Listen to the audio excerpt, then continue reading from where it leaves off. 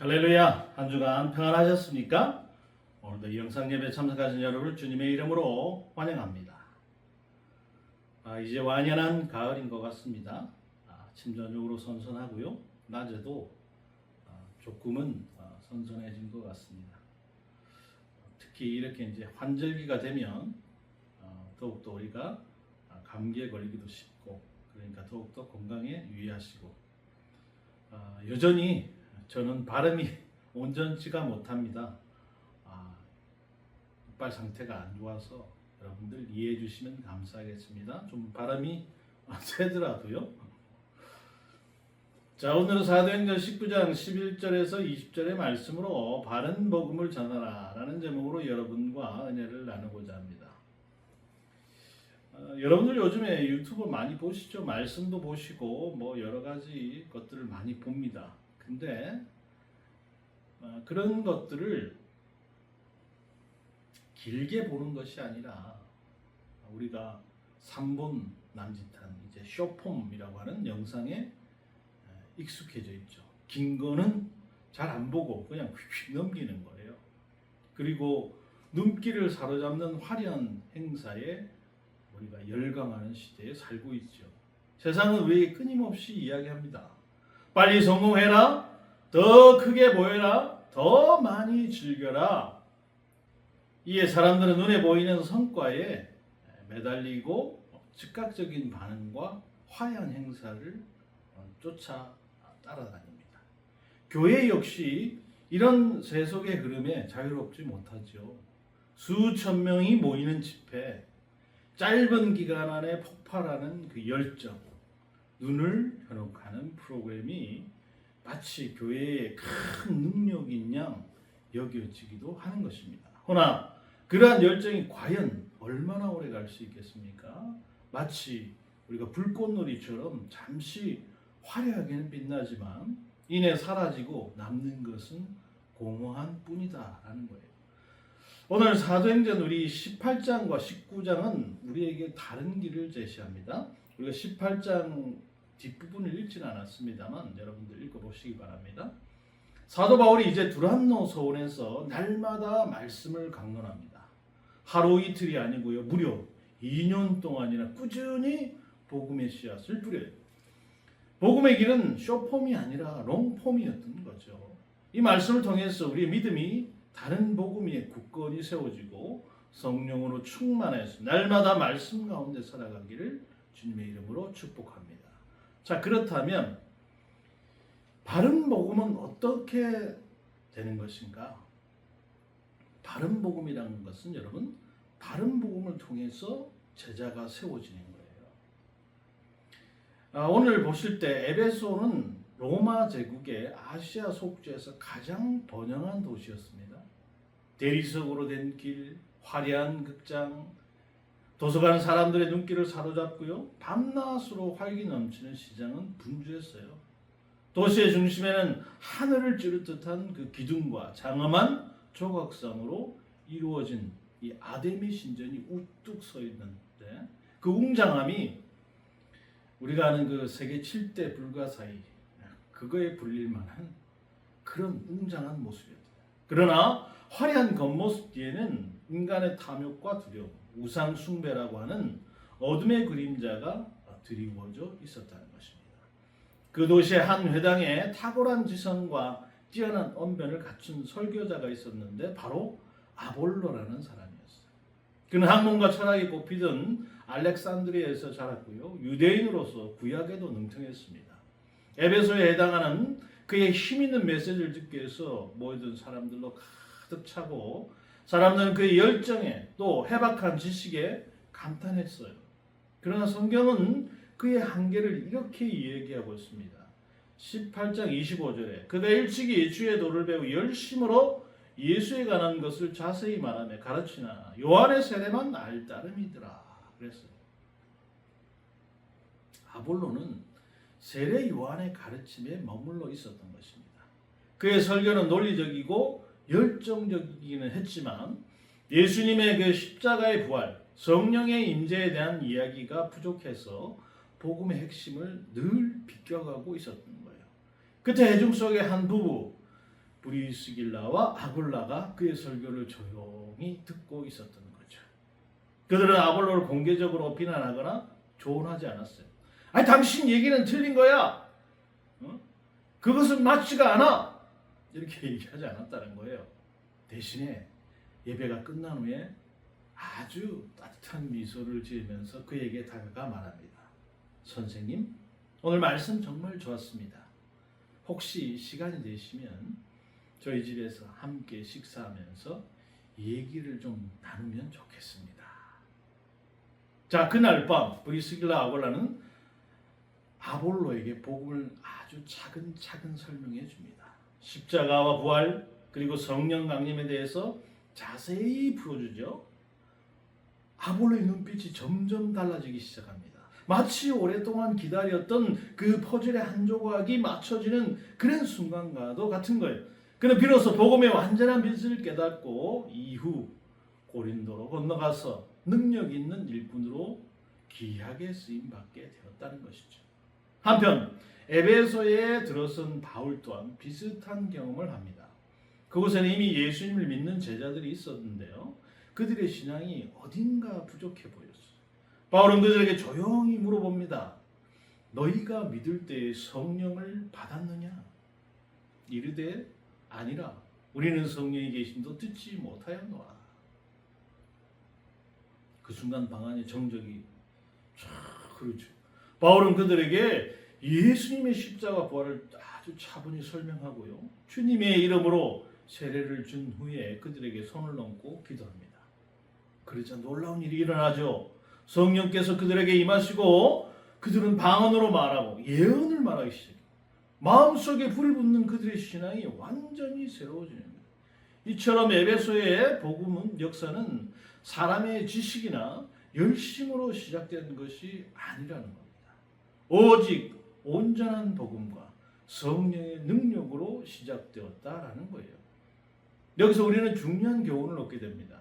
은사나 열정만으로는 충분하지 않다는 거예요.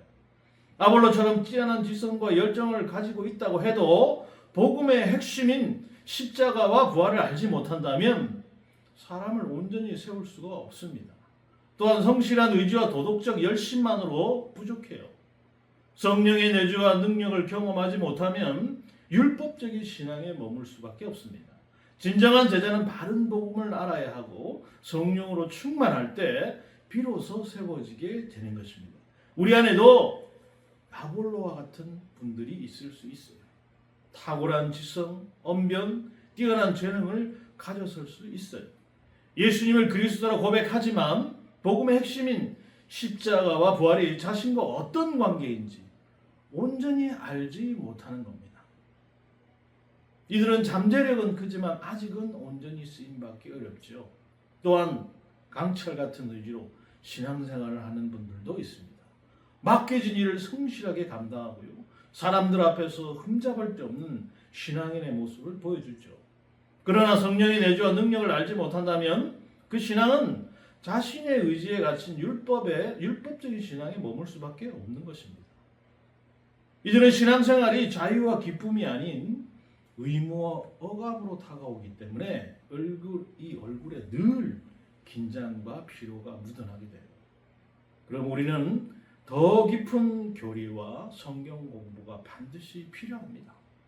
아는 만큼 누린다라는 말처럼 우리가 복음을 바로 알면 신앙은 자유와 기쁨이 될 수밖에 없는 거예요. 그럼 왜 우리는 교리와 성경 공부를 안 합니까? 하죠. 다만 여러분들께서 시간을 안 낼 뿐인 것입니다. 복음을 깊이 깨달을 때 우리의 삶은 성령의 열매로 풍성해지는 거예요. 지식 없는 열정도 성령 없는 의지도 결국 한계에 부딪힐 수밖에 없습니다. 하지만 바른 복음과 성령의 능력은 그 모든 것을 뛰어넘게 하죠. 우리는 늘 겸손한 태도로 배워야 합니다. 아직 부족한 것이 많음을 인정하고 더 깊이 알고자 해야 하는 거예요. 동시에 브리스길라와 아굴라처럼 다른 이들을 가르치는 사람이 되어야 하는 것입니다. 사랑과 인격을 가지고 그들이 복음 안에서 더 온전하게 세워질 수 있도록 돕는 것이 교회의 진정한 모습이잖아요. 우리 공동체가 이런 겸손과 사랑으로 가득 차기를 주님의 이름으로 축복합니다.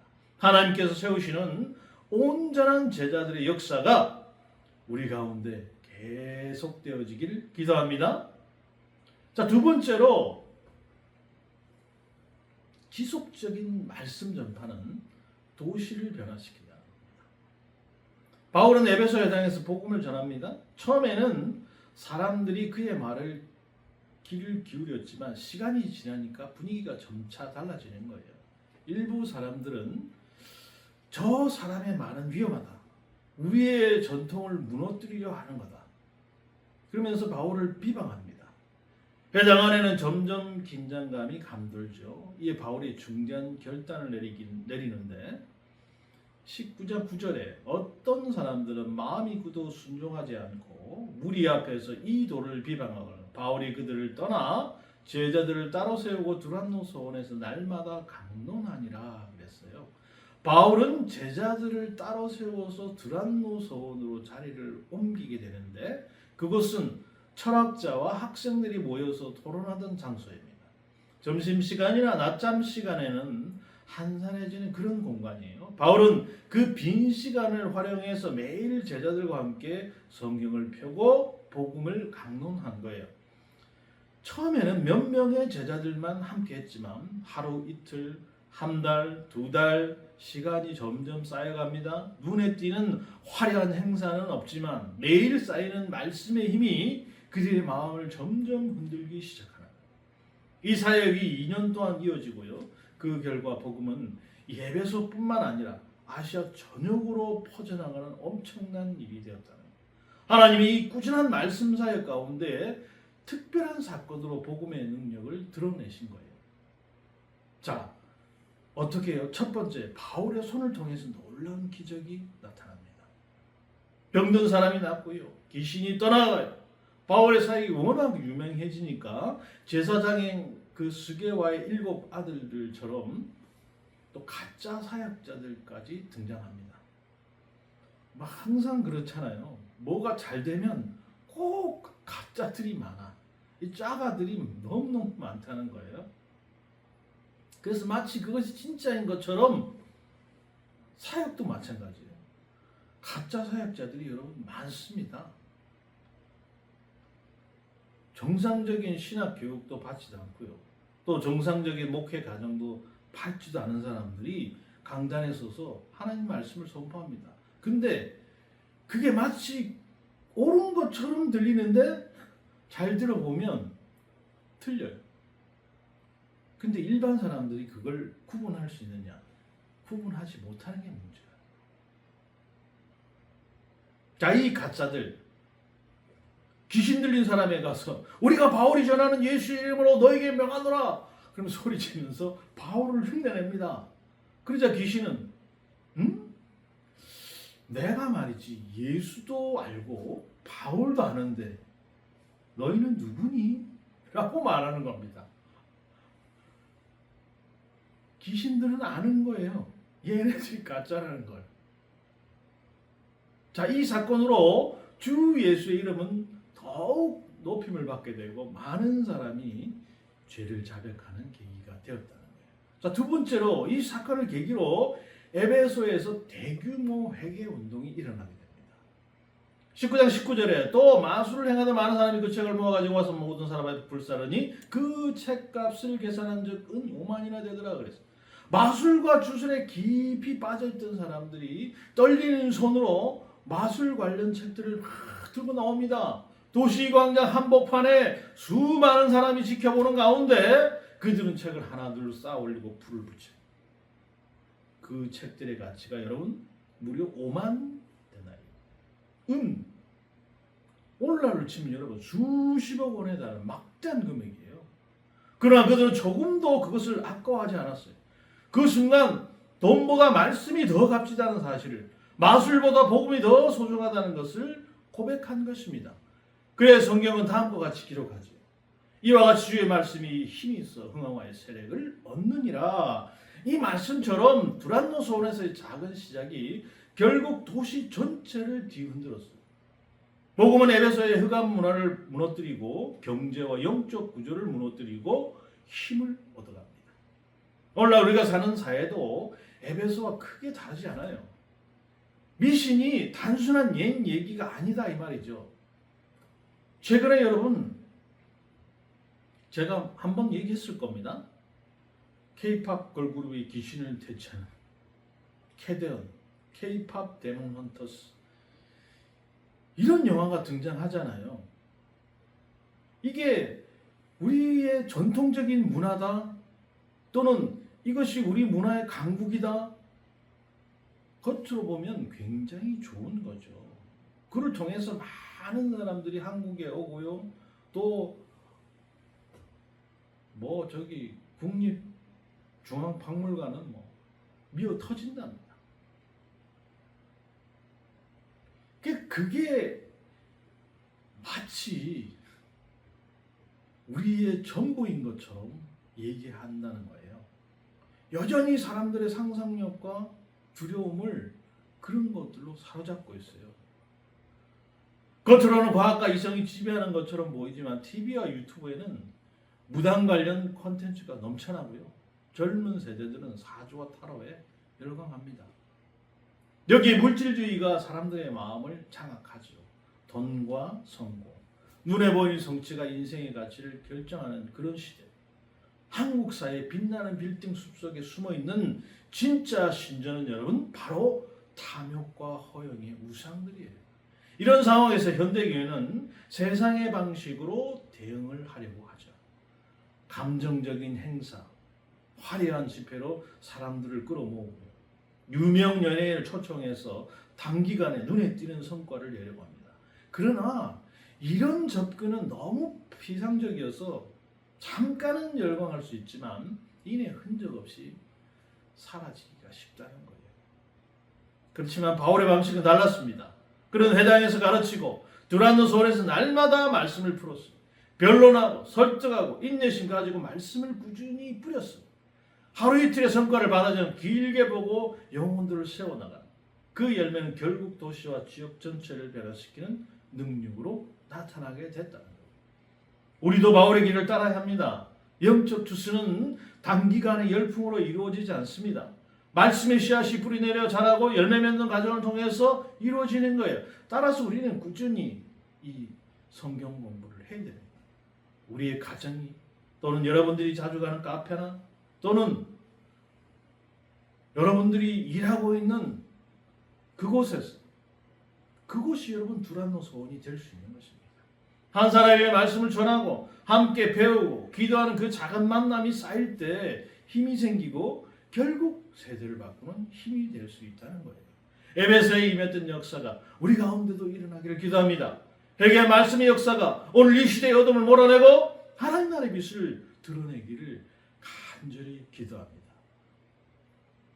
마지막으로 복음이 선명하게 드러내는 것은 세상과 충돌할 때인 것입니다.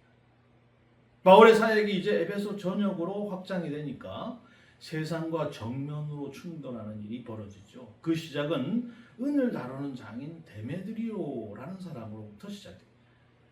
이 사람 은으로 아데미 여신의 작은 신상을 만들어 파는 사람이에요. 자, 에베소 경제에 막대한 이윤을 가져다 주는 황금알과도 같은 그런 일을 하는 것입니다. 왜 그렇죠? 매일 신전을 찾는 순례자들이 신상을 사가니까요. 그러니까 데메드리오 같은 장인들이 큰 돈을 벌고 있었던 거예요. 그런데 어느 날부터 매출이 뚝뚝뚝뚝 떨어지기 시작하는 거예요. 그 이유가 분명합니다. 사람들이 복음을 받아들이면서 우상을 버리기 시작한 거예요. 데메드리오는 동료 장인들을 불러 모아 소리칩니다. 우리의 이 영업이 천하여질 위험일 뿐 아니라 큰 여신 아데미 신녀도 무시당하게 되고 온 아시아와 천하가 위하는 그의 위험도 떨어질까 하노라. 이 사람이 무슨 아데미 신전이 무너져서 아니면 아시아 천하가 그 위험이 떨어지길 걱정해서 그렇겠습니까? 아니죠. 돈 때문이잖아요. 근데 교묘하게 종교와 문화, 도시의 명예를 지키는 일로 포장을 하는 것이죠. 사람들의 눈이 흔들립니다. 그래, 우리 자존심이 걸린 일이야. 아데미의 영광 우리가 지켜야지. 그 분노는 불길처럼 번져나갑니다. 수천 명이 거리로 뛰쳐나와서 크다 에베소 사람들이 아데미여 라고 외치는 거예요. 그 함성이 도시 전체를 흔들었어요. 군중은 바울의 동력자인 가이오와 아리스타고를 붙잡아 거대한 연극장으로 이제 끌고 가는 거예요. 여러분, 우리가 이번 계엄 사태도 보셨지만 이 군중들이 한번 이 군중 심리라는 건 정말 무시 못하는 거예요. 자기가 무슨 일을 하는지도 모르고 그냥 끌려가는 겁니다. 분별할 능력이 없어요. 그냥 남들이 막 나와서 외치니까 그냥 자기도 하는 거야. 자, 이 잡혀갔다는 소식을 들은 바울이 벌떡 일어나서 내가 들어가서 이제 그 사람들에게 변론하겠다. 내 입으로 진리를 말해야 되겠다 라면서 외칩니다. 그러자 제자들이 아이고 선생님 그러면 안 돼요. 심지어 바울을 존경하던 아시아의 관리들까지 사람들 보내서 지금 들어가면 선생님 죽습니다. 제발 나서지 마십시오 라고 경고하는 거예요. 그때 예상치 못한 인물 에베소의 서기장이 앞으로 나서죠.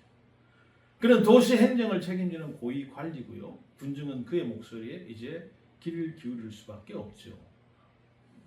관리가 얘기하는데 당연히 귀를 기울여야죠. 그는 손을 들어 군중을 조용히 하시오. 그러지만 차분하지만 단호하게 말하기 시작합니다.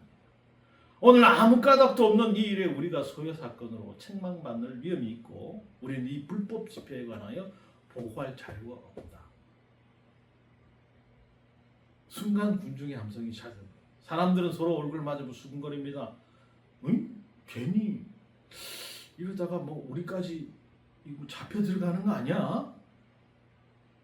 결국 수천 명의 사람들이 서기장의 말 한마디에 설득돼서 하나둘씩 해산하는 거예요. 군중 심리란 여러분 이런 겁니다. 그날 폭동으로 번질 수 있었던 소동이 한 세상 권세자의 입술을 통해서 놀랍게도 멈추게 되죠. 그 이면에는 복음을 지키는 하나님의 보이지 않는 손길이 거기에 있는 것입니다. 복음은 결코 세상의 권세에 무너지지 않고요. 오히려 하나님께서 세상의 권세를 사용해서 복음을 보호하시는 거예요.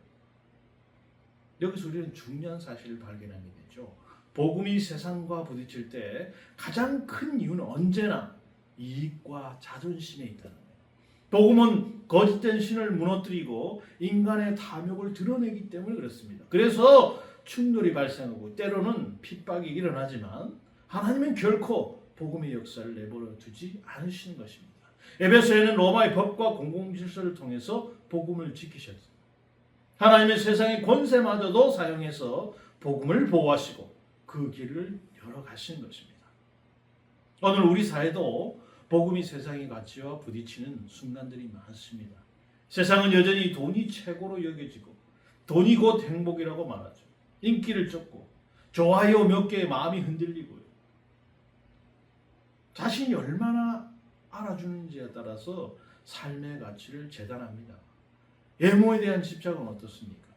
겉모습 하나로 그 사람의 성공과 실패, 종교와 무가치가 나뉘는 세상이 되었지 않습니까? 이런 세상 속에서 수많은 사람이 불안과 열등감과 비교와 우울에 잠식당하고 있는 것입니다. 그러나 복음은 전혀 다른 길을 우리에게 보여줘요. 복음은 돈보다 진리를 붙들게 하고요. 인기보다 거룩함을 추구하게 하고 외모가 아니라 중심을 보시는 하나님을 바라보라고 말하고 있는 것입니다. 그렇기 때문에 세상은 복음을 불편해하는 걸 진리를 말하면 비난이 쏟아지고요. 거룩을 붙들면 압박이 몰려옵니다. 중심을 강조하면 조롱을 당해요. 자, 그럼 우리는 이런 상황에서 어떻게 해야 되겠습니까?